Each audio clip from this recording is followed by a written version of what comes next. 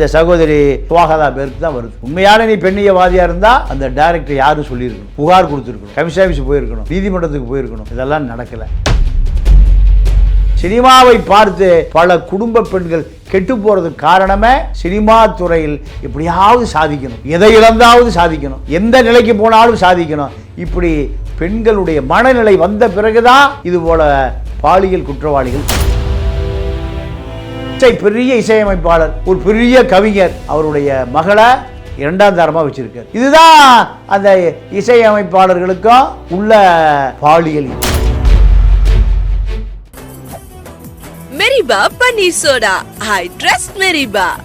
இப்படி பல அநியாயங்கள், அக்கிரமங்கள், பல பாலியல் அத்துமீறல்கள் கொண்டதான் இந்த சினிமா துறை. அதுல இசைத்துறையும் தப்பவில்லை. அரசியல் பின்னணி உள்ள திரைப்படத்துறை ஆளுமைகள் நிறைய பேர் இருக்காங்க. இதுதான் காரணம். அப்போ பெண்கள் பாதிக்கப்படுகிற பொழுது பொதுவெளிக்கு வந்து குற்றச்சாட்டை நிரூபிச்சு 2 பேருக்கு தண்டனை வாங்கி கொடுத்தா. பல இசையமைப்பாளர் பல பெண்களை பாலியல் வல்லுறவு பயன்படுத்திட்டே இருப்பான். 6 மாதம் கழிச்சு 5 வருஷம் கழிச்சு பொதுவெளியிலாம் சொல்லுவாங்க, இப்போ 6 மாதம் 5 வருஷம் பார்த்துக்கலான்னு அந்த மனநிலை தான் வரும். குற்றம் செஞ்சவனுக்கு தண்டனையே கிடைக்கலையே, குற்றம் செஞ்ச அந்த இசையமைப்பாளனுக்கு தண்டனையே கிடைக்கலையே. திரைப்படத்துறையில், இசைத்துறையில், உதவி இயக்குனர் துறையில் பல விட்டில் பூச்சிகள் பலியாகிருக்கு. இதெல்லாம் எதிர்த்து போராடினால்தான் சமூகம். ரிஃப்ளெக்ட் நேயர்களுக்கு வணக்கம். நான் உங்கள் ரக்ஷயா பார்த்தி. சமூகத்தில் நடக்கக்கூடிய பல பிரச்சனைகளை பற்றி நம்ம சேனலில் தொடர்ந்து பார்த்துட்டு வந்துட்டு இருக்கோம். அந்த வகையில் இன்றைக்குமே ஒரு முக்கியமான விஷயத்தை பற்றி தான் பார்க்க போகிறோம். இன்றைக்கி நம்ம கூட மூத்த பத்திரிகையாளர் தமிழா பாண்டியன் அவர்கள் தான் இணைஞ்சிருக்காரு. வணக்கம் சார். வணக்கம். பொதுவாகவே நம்ம சினிமாவில் இருக்கக்கூடியவங்கள மக்கள் பார்க்கக்கூடிய பார்வை அப்படிங்கிறது எப்படி இருக்கும்னா, சினிமாவில் எப்படி இருக்காங்களோ அதே மாதிரி தான் அவங்களுடைய உண்மையான வாழ்க்கையிலும் இருப்பாங்க அப்படிங்கிற ஒரு பிம்பம் இங்கே பெருசாகவே இருக்குது. ஸோ இந்த ஒரு நிலையில் சுவாகதா அப்படிங்கிற ஒரு சிங்கர் எனக்கு ஒரு பிரபல இசையமைப்பாளர் மூலமா எனக்கு சில டார்ச்சர்கள் வந்தது, என்னை அவர் தப்பாக அப்யூஸ் பண்ணியிருக்காரு அப்படிங்கிற மாதிரியான ஒரு சில விஷயங்களை வெளியிட்டிருக்காங்க. நீங்கள் இதை எப்படி சார் பார்க்குறீங்க? இல்லை, இப்போது குற்றவாளியே சுவாகதா தான். சுவாகதா நீண்ட நாட்களாக அந்த இசையமைப்பாளரிடம் பணியாற்றி இருக்கிறார். இசையமைப்பாளர் மீது பல குற்றச்சாட்டுகளை சொல்லுகிறார். ஒரு பெண் கர்ப்பம் வரை நடந்து விட்டதுன்னு சொல்கிறார். கர்ப்பத்தை கலைத்து விட்டு அவள் வெளியேறிவிட்டாள். இந்த இசையமைப்பாளர் இசையே தெரியாது, கிட்டாரே வாசிக்க தெரியாது. ஆனால் இவர் இசையமைப்பாளர் என்று தன்னுடைய அந்த இசை அரங்கு தளத்தில் நானும் பாலியல் ரீதியாக துன்புறுத்தப்பட்டேன். அப்போ பாலியல் ரீதியாக துன்புறுத்தப்பட்டது அவளுக்கு ஏற்பட்ட பாதிப்பு. பல பெண்கள் கர்ப்பம் வரை அவர்கள் அப்பாவி பெண்கள் தப்பி ஓடி இருக்கிறார்கள். இப்படி சொல்லுகிற அந்த சுவாகதா எங்க போயிருக்கணும்? காவல்துறைக்கு போயிருக்கணும். ஏன் காவல்துறைக்கு போகல? எதை இழந்தாவது தான் ஒரு பாடகி ஆயிரணும், எதை இழந்தாவது தான் ஒரு சின்னத்திரை நடிகை ஆயிரணும், எதை இழந்தாவது பெரிய திரை நடிகை ஆயிரணும். இதுதான் இவருடைய நோக்கம். சார், அப்போ அந்த இடத்துல ஒருத்தருக்கு உண்மையான ஒரு திறமை இருக்குது, அவங்களுக்கு ஒரு கனவு இருக்குது, அவங்க ஒரு இடத்துல பயணிக்கும் போது சுற்றி இருக்கிறவங்க அந்த மாதிரி அப்யூஸ் பண்ணுறாங்க அப்படிங்கிறப்போ அந்த பெண்களால் என்ன சார் பண்ண முடியும்? அவங்களால முடிஞ்ச அளவுக்கு வெளில கொண்டு வராங்க. அதை தாண்டி ஒரு கட்டத்துக்கு அப்புறமா போகிறப்போ அவங்க மேலே தானே குற்றங்கள் அதிகமாக வருது. இல்லைம்மா, நீங்கள் குற்றங்களை ஏற்றுக்கொள்வதா அல்லது குற்றங்களை எதிர்ப்பதா? 2 ஆப்ஷன் தானே இருக்குது. இப்போ அந்த சுவாகதாயா இத்தனை நாள் அமைதியாக இருப்பதற்கான காரணம் குற்றங்களை ஏற்றுக்கொண்டார் இல்லையா? இப்போ அந்த வாய்ப்பு தனக்கு கிடைக்கல, வாய்ப்பு கிடைக்கலன்னு என்ன பண்ணுறாங்க? இப்போ அது குற்றத்தை சொல்கிறாங்க. வைரமுத்தின் மீது சின்மயி என்ன சொன்னாங்க? சின்மயி கல்யாணத்தில் வைரமுத்து பரிசு பொருள் கொடுத்துருக்காரு. அப்போ ஏன் வருடக்கணக்காக தாமதிக்க வேண்டிய அவசியம்? உங்களுக்கு பலன் கிடைக்குதா? பெண்கள் பக்கம் தான் அந்த சமூகமே, பெண்கள் பக்கம் தான் சார். அவங்கள பகச்சுக்கிட்டா அந்த ஃபீல்ட்லயே இருக்க முடியாதுன்ற ஒரு, அப்ப நீங்க இழப்பதுக்கு தயாராயிட்டீங்க தானே அர்த்தம். அது இப்ப சார், நான் குற்றம் ஒருத்தர் பண்றாங்க அப்படிங்கிறப்ப அவங்க மேலேயே தப்பு இல்லாதப்ப நான் என்கிட்ட திறமை இருக்கு, நான் உள்ள போறேன், என்ன உள்ள போக விட மாட்டேங்கிறாங்க அந்த இடத்துல, நான் எப்படியாச்சும் பண்ணி என் திறமையை வெளில காட்டணும்ன்ற ஒரு சுச்சுவேஷன். அப்ப நீங்க எப்படியாவது பண்ணினா எதை வேண்டுமானாலும் இழந்து என்னுடைய திறமையை வெளிக்காட்டணும்னு நினைக்கிறீங்க, அப்படித்தானே? அப்ப அதே தப்பா இல்லையா? அப்படி சொல்ல வரல சார். அந்த பெண்கள் அந்த மாதிரி அபியூஸ் பண்றவங்க மேலே தான் தப்பு இருக்குன்றேன் சார். தப்பு இருக்குமா? அந்த தப்பை நீங்க பொது வழியை தப்புன்னு சொல்லியிருக்கோமா இல்லையா? பிரஸ் மீட் பண்ணியிருக்கணும், இல்லை காவல் நிலையத்துக்கு போயிருக்கணும். ஏன் இவ்வளோ வேலை போகல? அப்போ நீங்க நீங்கள் ஒரு புகழ்வாய்ந்த பாடகியாக மாறி இருந்தீங்கன்னா இது வெளியே வந்திருக்காது. அப்படியா? ஸ்ரீரெட்டின்னு ஒரு ஆந்திராவிலேருந்து ஒரு இறக்குமதி செய்யப்பட்ட ஒரு நடிகை வந்தாங்க. அந்த அம்மா குற்றம் சொல்லாத ஆளே இல்லை. குற்றம் நடக்கும்போது சொல்லியிருக்கணுமா இல்லையா? விஷால் ரெட்டி உட்பட பல பேர் தன்னை பாலியல் ரீதியாக பயன்படுத்தி கொண்டார்கள்னு சொல்லுகிற ஸ்ரீரெட்டி புகார் எங்கே சொல்லியிருக்கணும்? காவல் நிலையத்துக்கு போயிருக்கணும், நீதிமன்றத்துக்கு போயிருக்கணும். போனீங்களா? அப்போ அதுவரை நீங்கள் போகவே இல்லை. இந்த சாபக்கேட சினிமாவில் தாம்மா. சினிமாவை பார்த்து பல குடும்ப பெண்கள் கெட்டு போகிறதுக்கு காரணமே சினிமா துறையில் எப்படியாவது சாதிக்கணும், எதை இழந்தாவது சாதிக்கணும், எந்த நிலைக்கு போனாலும் சாதிக்கணும். இப்படி பெண்களுடைய மனநிலை வந்த பிறகுதான் இதுபோல் பாலியல் குற்றவாளிகள் பெறுகிறான். நீங்கள் ஒரு பெரிய உச்சபட்ச நடிகர் பேரை கேட்டால் அதிர்ந்து போயிடுவீங்க. அந்த நடிகர் நான் சொல்ல ஒரு 35 வருஷத்துக்கு முந்தி நடந்தது, 40 ஆண்டுகளுக்கு முன்பு நடந்தது. அந்த நடிகர் உச்சபட்ச நடிகர், அதுக்கு மேலே பேரே தேவையில்லை. வில்லன் நடிகராக நடிக்கக்கூடிய ஒருவருடைய மனைவி ஹவுஸ் ஒய்ஃப் ஒரு கல்யாண வீட்டில் பார்க்குறாரு. பார்த்து அந்த உச்சபட்ச நடிகர் அந்த வில்லன் நடிகர்கிட்ட உன்னுடைய மனைவியை என்னுடைய அறைக்கு அனுப்புகிறார். ஐயா, அவள் சினிமா நடிகை அல்ல. அப்போ சினிமா நடிகை வந்து அனுப்பியிருப்பார். மறுக்கிறார். மறுத்த பிறகு இவருக்கு வில்லன் நடிகருக்கு வாய்ப்பு பூரா மறுக்கப்படுது. வில்லன் நடிகர் ஒரு மிகப்பெரிய குடி நோயாளியாக மாறிட்டார். அந்த குடும்பத்தில் நிம்மதியே போச்சு. 2 சிறு குழந்தைகள். நீங்கள் அவர் குடிக்கிற போதெல்லாம் சொல்கிறாரு, நீ அந்த உச்சபட்ச நடிகர்கிட்ட ஒரு அட்ஜஸ்ட்மெண்ட் பண்ணாதனுடைய விளைவு எனக்கு சினிமா வாய்ப்பே போச்சு, நான் குடி நோயாளியை மாறிட்டேன், நீ தான் காரணம். யாரை சொல்கிறாரு? மனைவியை. அந்த அம்மா தன்னுடைய பெண்மையை காப்பாற்றி கொள்வதற்காக மண்ணெண்ணெய் ஊற்றி கொளுத்தி செத்து போச்சு. ஓடி போய் மனைவியை கட்டிப்பிடிக்கிறாரு. அவரும் தீக்காயங்களோடு செத்து போகிறார். சினிமா இண்டஸ்ட்ரியில் நடந்தது. பழைய ரெக்கார்டு எடுத்து பாருங்கள். யாரா மண்ணெண்ணெய் ஊற்றிட்டு ஒரு உச்ச வில்லன் நடிகர் மண்ணெண்ணெய் ஊற்றிட்டு புருஷனோட செத்து போயிட்டான்னு 40 வருஷம் ரெக்கார்டு எடுத்து பாருங்கள், இருக்கு. அப்போ இதுதான் சினிமா துறை, இதுதான் உச்சபட்ச நடிகர்கள் செய்கிற மிகப்பெரிய பாலியல் வன்புணர்வு. இப்போ பெரிய இசையமைப்பாளர், ஒரு பெரிய கவிஞர், அவருடைய மகளை 2ஆம் தரமாக வச்சிருக்கார். இதுதான் அந்த இசையமைப்பாளர்களுக்கும் உள்ள பாலியல் இச்சைகள். நான் ஒரு 20 ஆண்டுகளுக்கு முன்பு 20 ஆண்டுகளுக்கு முன்பு பம்பாயில் ஒரு நிகழ்ச்சிக்கு ஒரு இசையமைப்பாளரை அழைத்து கொண்டு போக வேண்டிய ஒரு நிர்பந்தம் வந்தது. அப்போ ஒரு பெரிய இசையமைப்பாளர்கிட்ட பம்பாய், அப்போ நான் ஒரு பத்திரிகையில் வேலை பார்த்தேன், பம்பாயில் வருகிற ஒரு தமிழ் பத்திரிகையில். அந்த நிகழ்ச்சிக்கு அழைக்கிற பொழுது வாய்ப்பு கேட்டு வந்த ஒரு பாடகியும் தன்னோட விமான டிக்கெட்டை புக் பண்ண சொன்னார். விமான டிக்கெட்டில் அந்த பெண்ணும் வந்தார். அந்த பெண் அவருடைய அறையில் தங்கி கொண்டு அந்த மேடையில் சண்முகானந்த ஹால், பம்பாயில் பிரபலமான சண்முகானந்த ஹால், அதில் அந்த பெண்ணுக்கு ஒரே ஒரு முறை பாட வாய்ப்பு கொடுத்தார். மீதி நேரம் தன்னுடைய அறையில் தங்க வைத்து கொண்டார். அப்போ அந்த பாடகருடைய பேரை நான் பகிரங்கமாக சொல்ல முடியும். இப்போ அவர் ஓய்வில் இருக்கார், அவருடைய மகன் ஃபீல்டுக்கு வந்துட்டார். இப்படி பல அநியாயங்கள், அக்கிரமங்கள், பல பாலியல் அத்துமீறல்கள் கொண்டதான் இந்த சினிமா துறை. அதில் இசைத்துறையும் தப்பவில்லை. இப்போ இந்த ஸ்வாகதா இந்த குற்றச்சாட்டை எப்போ சொல்லியிருக்கணும்? பொது வெளியில் அப்பே சொல்லியிருந்தா பல பெண்கள் காப்பாற்றப்பட்டிருப்பார்கள் இல்லையா? அந்த மாதிரி சொல்லுது. அவங்க இப்போ வரைக்கும் நிறைய பெண்கள் அங்கே பாதிக்கப்பட்டு ஐயா யார் தப்பு? ஸ்வாகதாவுடைய தப்பு தான்.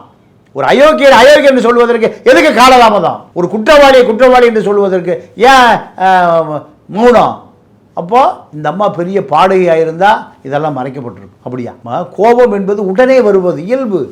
கோபம் 6 மாதம் கழிச்சு வருதா கோபம்? ஆனால் சார், இப்போ பொதுவாகவே ஒரு பிம்பம் இருக்குல்ல சார், சினிமாக்குள்ளார போனோம்னாலே பெண்கள் வந்து அட்ஜஸ்ட்மெண்ட் பண்ணணும் அப்படிங்கிறது வந்து இத்தனை விஷயம் இவ்வளோ பெருசாக பேசுகிறாங்க பண்ணுறாங்க அப்படிங்கிறத தாண்டி அது ஏன் வெளில அவ்வளோ பெருசாக கொண்டு வர முடியலன்னா, பெண்களை தாண்டி மற்ற யாருக்குமே அந்த இடத்துல வந்து அவங்களுக்கான திறமையும் அவங்களுக்கான நடிக்கிறதுக்கான வாய்ப்பும் கிடைக்க மாட்டேங்குதுன்ற ஒரு விஷயமும் இருக்கு இல்லையா? இது எல்லாத்தையும் சேர்த்து வச்சு தான் நம்ம பார்க்கணும். இப்போ ஏன் கேரளாவில் வழக்கு தொடுத்துக்கு இல்லையா? வழக்கு தொடுத்து ஜெயிலுக்கு போன போலியா எத்தனை பேர் புது வெளியில் அம்பலப்பட்டு போய் நின்னா பார்த்தீங்களா? அந்த அம்மாங்கிற அந்த அமைப்பே கலைக்கப்பட்டதே, அந்த நடிகர் சங்கமே கலைக்கப்பட்டதே. நடிகர் சங்கத்துக்கு மம்முட்டியும் மோகன்லால் தான் தலைவராக இருந்தாங்க. அந்த அமைப்பை கலைச்சாங்களா? காவல்துறை விசாரணை கமிஷன் போட்டாங்களா? பல பேர் போய் அங்கே புகார் கொடுத்தாங்களா? பல பேர் ஜெயிலுக்கு போனாங்களா? இங்கே ஏன் நடக்கலை? இங்கே ஒரு மிகப்பெரிய அரசியல் பின்னணி உள்ள திரைப்படத்துறை ஆளுமைகள் நிறைய பேர் இருக்காங்க. இதுதான் காரணம். அப்போ பெண்கள் பாதிக்கப்படுகிற பொழுது பொதுவெளிக்கு வந்து குற்றச்சாட்டை நிரூபித்து 2 பேருக்கு தண்டனை வாங்கி கொடுத்தா இது ஒன்றும் நடக்காது. நீங்கள் உச்சபட்ச நடிகையாக இருந்தாலும் சரி, உச்சபட்ச நடிகராக இருந்தாலும் சரி, இங்கே பாலியல் என்பது ஒரு சாதாரண விஷயம். ஈசிஆரில் தினந்தோறும் இரவு விருந்து நடந்துகிட்டே இருக்குது. நடிகைகள் கலந்து கொள்ளுகிறார்கள், நடிகர்கள் கலந்து கொள்ளுகிறார்கள், இசையமைப்பாளர்கள் கலந்து கொள்ளுகிறார்கள். விடிய விடிய குடி கூத்து கும்பாலம். அது அங்கே என்ன நன்னடத்தை சர்டிஃபிகேட்டை கிடைக்கும்? அங்கே எந்த நிலையில் மதுவை அளவுக்கு அதிகமாக குடிச்சிட்டு மயங்கி விழுகிறான்னு தெரியாது. காலையில் விடிந்த பிறகு தான், சூரியன் உதித்த பிறகு தான் அவருடைய இயல்பு வாழ்க்கையே வரும். சூரியன் மறைந்த பிறகு எல்லாமே மறைஞ்சு போயிடும். அப்போது இதுதானே கோடம்பாக்கம். எத்தனை கதை வேணும் கோடம்பாக்கத்தில்? அப்போது இந்த சுவாகதா ஏதோ ஒரு நாள் செய்தி, 1 மணி நேரம் செய்தி, ஒரு பக்கம் செய்தி, அதான் இல்லை ஒரு 5 நிமிஷம் ஆடியோ வீடியோ சமூக வலைதளம், அது அல்ல பிரச்சனைக்கு தீர்வு. பிரச்சனைக்கு தீர்வு என்பது பொது வழியில் வந்து அந்த குற்றவாளி தண்டிக்கப்படுகிற வரை போராடணும். அதுதான் சமூகத்துக்கான போராட்டம். ஒரு போராளி போராடுறான்னா தனக்காக போராடுறான். போராளிங்கிற வார்த்தை எல்லாத்துக்கும் வராது. ஒரு சமூகத்துக்காக போராடுறான். தான் சிறைக்கு போகிறான், தண்டனை வாங்குறான், தனிமைச்சல் அடைபட்டு கிடக்கிறான். எதுக்கு? கொள்ளையடிச்சதுக்கா? இல்லை சொத்து சார்த்ததுக்கா? அவனா ஜவுரியமாக இருக்கான். போராளி என்பவன் இவ்வளவு சமூகத்துக்காக போராடுகிறவன் இவ்வளவு துன்பத்தை அனுபவிக்கணும். அவனுக்கு பேர் தான் போராளி. இப்போ இந்த சகோதரி அந்த டைரக்டர் பேர் என்னைக்கு வரை சொல்ல, என் காலை பிடிச்சிக்கிட்டான்னு சொல்லுவதுமா பார்த்தீங்களா? என் காலை பிடிச்சிட்டு எனக்கு புது வழியில் சொல்லிடாதுன்னு. அப்போது இந்த குற்றவாளி திருந்துவதற்கு வாய்ப்பே இல்லை.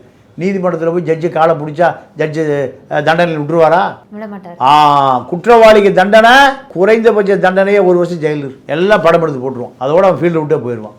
அதை ஏன் அந்த பெண் செய்யலை? ஆக மொத்தம் பெண்ணிய சமூகத்தை மிகப்பெரிய அவலத்திலிருந்து காப்பாற்றிய ஒரு பெரிய குற்றச்சாட்டு இந்த சகோதரி சுவாகதா பேருக்கு தான் வருது. உண்மையான நீ பெண்ணியவாதியாக இருந்தால் அந்த டைரக்டர் யாரும் சொல்லியிருக்கணும், புகார் கொடுத்துருக்கணும், கமிஷன் ஆஃபீஸ் போயிருக்கணும், நீதிமன்றத்துக்கு போயிருக்கணும். இதெல்லாம் நடக்கலை. ஆனால் அதுக்கு பின்னாடி அவங்களுக்கு வேறு ஏதாச்சும் மிரட்டல்கள் இருக்கலாம் இல்லையா சார்? அம்மா நீங்கள் எத்தனை போராளிகள் பெண் போராளிகள் இருக்காங்க தெரியுமா? அதை விடவா இந்த அம்மா போராளி. சமூகத்தை எதிர்த்து மம்தா எத்தனை போராட்டம் நடந்தது பார்த்தீங்களா? ஒரு பெண்ணு தான். கம்யூனிஸ்ட் கட்சிக்காரன் அடித்து படியில் ஊற்றி விட்டுருக்கான். எத்தனை படியில்? பாடியிலேருந்து இறங்கி உருண்டே வந்திருக்கு அந்த அம்மா. அரசியல் விட்டு போயிருச்சான். மேற்கு வங்காளம்னா மம்தாவை மறக்க முடியாது. மேற்கு வங்காளம்னா மம்தா தான். அப்போது இஸ்ரேலுக்கு கோல்டா மேயர் ஒரு பெண்ணு தான் அந்த நாட்டையே கட்டி அமைத்தது. இப்படி போராடணும். சமூக அவலங்களை எதிர்த்து, ஆணாதிக்க சமூகத்தை எதிர்த்து, இந்த தவறுகளை எதிர்த்து பத்திரிகை பேட்டி கொடுத்து போய் பதுங்கி கொள்வது அல்ல. இந்த டைரக்டர் யாருன்னு சொல்லியிருக்கணுமா இல்லையா? இன்றைக்கி வரை யாரும் தேடுறான். யார் அந்த இசை அமைப்பாளர், இசை இயக்குனர் யாரும் சொல்லியிருக்கணுமா இல்லையா? இன்னைக்கு வரைக்கும் அவர் போட்டோ வந்திருக்கணுமா இல்லையா?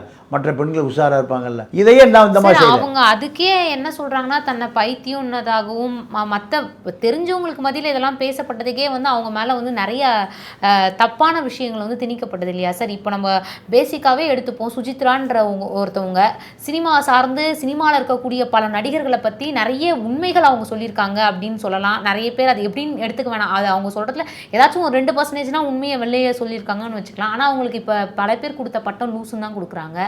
ஸோ அதே பேர் தனக்கு வந்துருமா அப்படிங்கிற ஒரு பயம் இருக்கு இல்லையா சார்? ஆல்ரெடி வெளில சொன்னவங்களுக்கே இங்கே சரியான மரியாதை இல்லாத அப்போ மக்களுக்கு மத்தியில் நமக்கு என்ன மரியாதை கிடைக்கும்ன்ற ஒரு பயம் இருக்கும் இல்லையா மக்களுக்கு? அம்மா, ஒரு நடத்தை கெட்ட பெண்ணை ஒரு 10 பேர் கல் எடுத்து அடிக்க போகிறான். அந்த வழியாக நபிகள் நாயகம் வர்றாரு. நபிகள் நாயகம் சொல்கிறாரு, என்னப்பா ஏன் அந்த பெண்ணு பாவம் கல்லால் தாக்க போகிறீங்கன்னு. இவா ஒழுக்கம் கெட்டவள், நடத்தை கெட்டவள். அப்போது அவர் சொல்கிறாரு, சரிப்பா கல்லால் அடித்து ஊரே கெட்டு போயிடும், கல்லால் அடிங்க, நான் அதை ஏற்றுக்கொள்கிறேன். அந்த பெண்ணோடு தொடர்பு இல்லாத நபர் முதல் கல்லெடுத்து அடிங்க. அந்த பெண்ணை தீண்டாதவர்கள் முதல் கல்லெடுத்து அடிங்கன்னாராம். 20 பேரை காணும். ஏன் என்னாச்சு? 20 பேர் தொடர்பில் இருக்கான். இதே கதை தான். அப்போது சுவாகதா என்ன பண்ணியிருக்கணும்? ஒரு பெரிய சமூகத்தை காப்பாற்றுகிற பொறுப்பு அந்த அம்மாவுக்கு இருக்குது. இவன் தாயா டைரக்டர், இந்த இடத்துல நடந்தது, இத்தனை பெண்களை பாலியல் வன்புணர்வு பண்ணியிருக்கான், கற்பம் வரைக்கும் போயிருக்கு. இதை பொதுவெளியில் சொல்ல திறமை இல்லாத, தகுதி இல்லாத, இன்னும் சொல்ல போனால் விவேகம் இல்லாத இந்த சகோதரியால் இந்த சமூகத்துக்கு எந்த பலனும் இல்லை. இவருக்கும் பலன் இல்லை, இவர் சார்ந்த பெண்ணிய சமூகத்துக்கும் எந்த பலனும் இல்லை. இது மற்ற பெண்களுக்கு இதே போல எடுத்துக்காட்டாக இருந்தால் சமூகம் கெட்டு குட்டிச்சவராயிடும். பல இசையமைப்பாளர் பல பெண்களை பாலியல் வல்லுறவுக்கு பயன்படுத்திகிட்டே இருப்பான். 6 மாதம் கழித்து 5 வருஷம் கழித்து புதுவெளியெலாம் சொல்லுவாங்க, இப்போ 6 மாதம் 5 வருஷம் பார்த்துக்கலான்னு அந்த மனநிலை தான் வரும். குற்றம் செஞ்சவனுக்கு தண்டனையே கிடைக்கலையே. குற்றம் செஞ்ச அந்த இசையமைப்பாளனுக்கு தண்டனையே கிடைக்கலையே. காலில் விழுந்தா போதுமா? பல பெண்கள் பாதிக்கப்பட்டிருக்கிறார்கள். அப்போது பல பெண்கள் பாதிக்கப்பட்டதுக்கு இந்தம்மா காலில் விழுந்தா போதுமா? இந்தம்மா மன்னிச்சுட்டாரா? இயேசுவா, நபிகள் நாயகமா, புத்தரா இந்தம்மா மன்னிப்பதற்கு? போராடுகிறவள் தான் பெண். அப்படிலாம் பொதுவெளிக்கே வந்துருக்கூடாது, பேசாமல் போயிருக்கணும். இது யாருடைய தப்பு? பல சுயகதாக்கள் நீங்கள் அந்த திரைப்படத்துறையில், இசைத்துறையில், உதவி இயக்குனர் துறையில் பல விட்டில் பூச்சிகள் பலியாகிருக்கு. இதெல்லாம் எதிர்த்து போராடினால்தான் சமூகம் பண்படும்.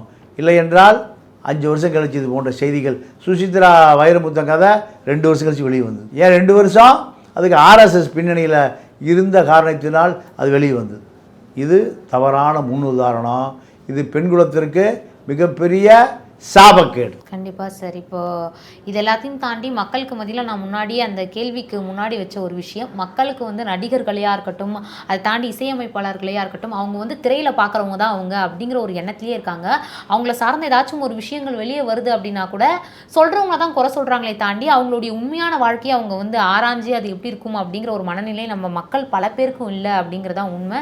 நீங்களும் பல இடங்கள் அது வந்து பேசியிருக்கீங்க. ஸோ இந்த வீடியோ மூலியமாகவும் நிறைய பேருக்கு அது நல்லபடியாக போய் சேர்ந்துருக்கும்னு நினைக்கிறேன். இவ்வளோ நேரம் ஒதுக்கி இத்தனை விஷயங்களை என் கூட பகிர்ந்துக்கிட்டீங்க. ரொம்ப நன்றி. நன்றி, வணக்கம். மெரிபா பன்னீர் சோடா. I trust Meriba.